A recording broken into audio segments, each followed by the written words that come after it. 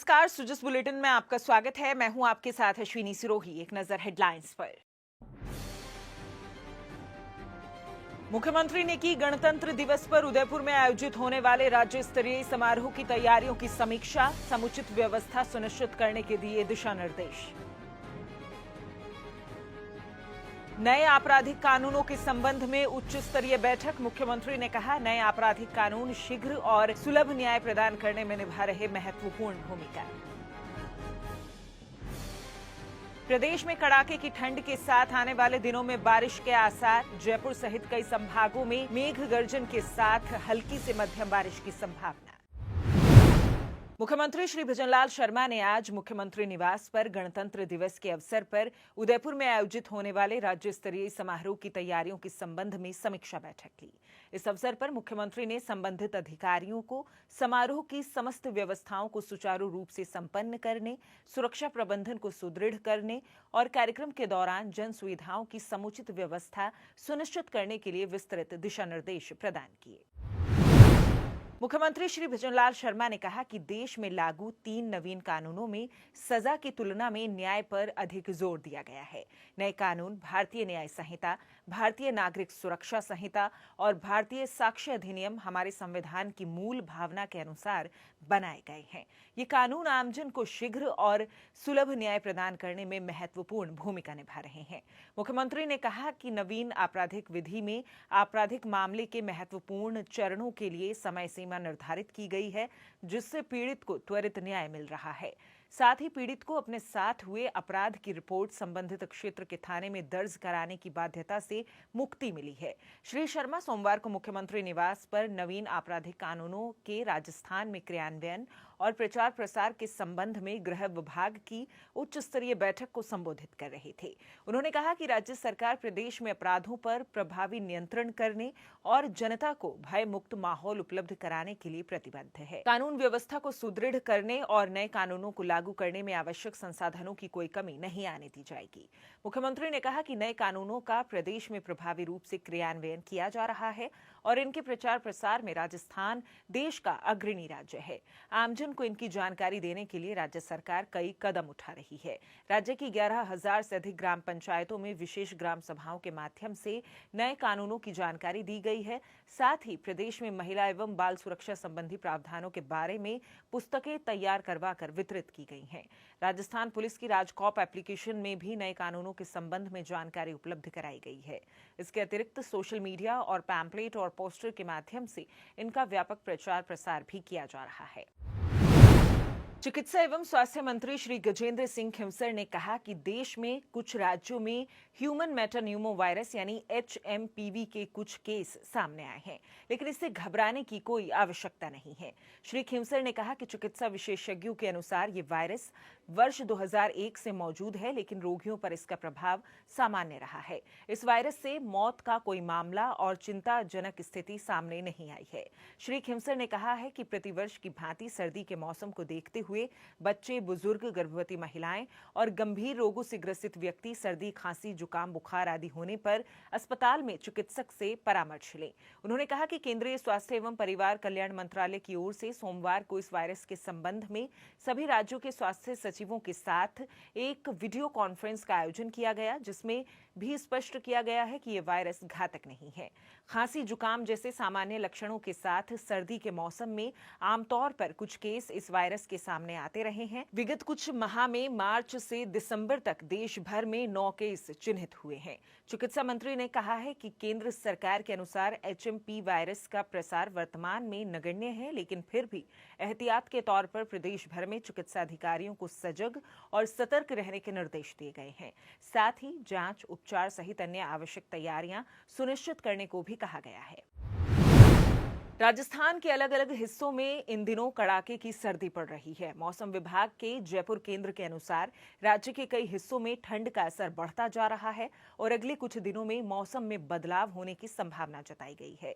अगले कुछ दिनों में कई जगहों पर बारिश होने का अनुमान जताया गया है। मौसम विभाग के मुताबिक राज्य में बीते 24 घंटों में न्यूनतम तापमान काफी गिर चुका है, जिससे ठंड और बढ़ गई है। बीते 24 घंटे में राज्य के कई स्थानों पर कड़ाके की ठंड रही। नागौर में सबसे कम तापमान 2.5 डिग्री सेल्सियस दर्ज किया गया है।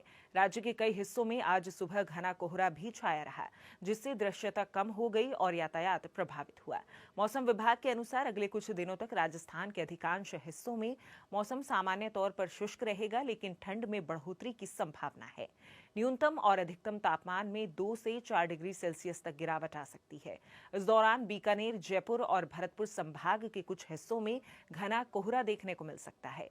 मौसम विभाग के अनुसार एक मजबूत पश्चिमी विक्षोभ एक्टिव हो रहा है, जिसके कारण 10 से 12 जनवरी के दौरान राज्य के कई हिस्सों में बारिश की संभावना है। बीकानेर, जयपुर और भरतपुर संभाग के कई इलाकों में इस दौरान मेघ गर्जन के साथ हल्की से मध्यम बारिश हो सकती है। इन क्षेत्रों में बारिश के साथ ही ठंडी हवाओं का प्रभाव भी रहेगा, जिससे सर्दी और बढ़ सकती है। वहीं शीतलहर और बढ़ती हुई सर्दी को देखते हुए 8 जनवरी 2025 तक जयपुर जिले में संचालित सभी राजकीय और गैर राजकीय विद्यालयों में पढ़ने वाले कक्षा 1 से 8वीं तक के विद्यार्थियों के लिए अवकाश घोषित किया गया है।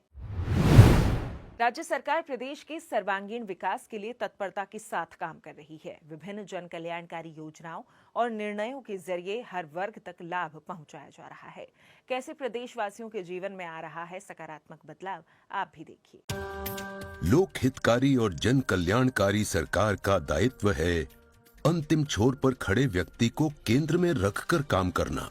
इसी दायित्व को अपना मूल मंत्र बनाकर प्रधानमंत्री श्री नरेंद्र मोदी के नेतृत्व में मुख्यमंत्री श्री भजनलाल शर्मा ने 15 दिसंबर 2023 को ग्रहण की अपने पद की शपथ। और इसी के साथ राजस्थान की धरती पर उदित हुआ नवयुग का सूर्य। भजनलाल सरकार ने प्रगति और परंपरा का सेतु रचने के लिए आपणों अग्रणी राजस्थान संकल्प पत्र को बनाया राज्य सरकार का नीतिगत दस्तावेज और जनता की आकांक्षाओं को पूरा करने के लिए उठाए अविलंब कदम। लगभग 100 मेगावाट क्षमता के 20,000 रूफटॉप सोलर संयंत्र स्थापित, सड़कों के विकास पर 14,669 करोड़ रुपए व्यय। ईआरसीपी व संशोधित पीकेसी एकीकृत योजना के लिए राजस्थान, मध्य प्रदेश और केंद्र सरकार के बीच एमओयू। शेखावाटी अंचल को बहुप्रतीक्षित यमुना जल उपलब्ध कराने के लिए राजस्थान, हरियाणा और केंद्र सरकार के बीच एमओयू। आयुष्मान आरोग्य योजना यानी मां योजना के तहत निशुल्क और गुणवत्तापूर्ण चिकित्सा सुविधाएं। राज्य के 402 पीएम श्री विद्यालयों में 3 वर्षीय पूर्व प्राथमिक कक्षाएं प्रारंभ। 96,000 कृषि कनेक्शन और 4,64,000 विद्युत कनेक्शन जारी। 65 लाख से अधिक किसानों के बैंक खातों में 1,300 करोड़ रुपए से अधिक राशि हस्तांतरित। 26,000 सोलर पंप सेट की स्थापना के लिए 400 करोड़ रुपए का अनुदान। श्री अन्नपूर्णा रसोई योजना के तहत जरूरतमंदों को 8 रुपए में भरपेट भोजन की सुविधा। सामाजिक सुरक्षा पेंशन बढ़ाकर की 1,150 रुपए। महिलाओं के लिए 450 रुपए में एलपीजी गैस सिलेंडर।